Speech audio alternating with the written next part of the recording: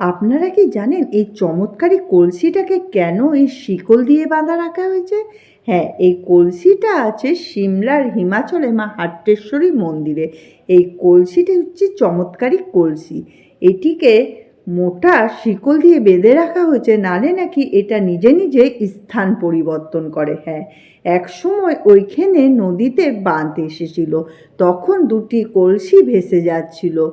তখন একটি কলসি কোথায় উধাও হয়ে যায় এবং এই একটি কলসিকে ওখানকার স্থানীয়রা ধরে রেখেছিল এবং এসে এই মন্দিরে রেখেছিল। তখন সে নিজে নিজে স্থান পরিবর্তন করত, যাতে এই কলসিটা স্থান পরিবর্তন না করতে পারে তার জন্য এই শিকল দিয়ে মায়ের পায়ের সঙ্গে শক্ত করে বেঁধে রেখেছে।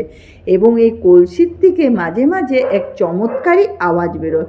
ওখানকার মানুষজন বলে এটি নাকি মায়ের সংকেত দেয়, বা কেউ কেউ বলে যখন কোনো সংকট আসে বা বাঁধ আসে তার আগে এখান থেকে এরকম আজব আজব আওয়াজ বেরোয়। তো তোমরা কারা কারা জানতে এই কলসের সম্বন্ধে অতি অবশ্যই কমেন্ট করবে এবং কমেন্টে বলো জয় মা হাট্টেশ্বরী মায়ের।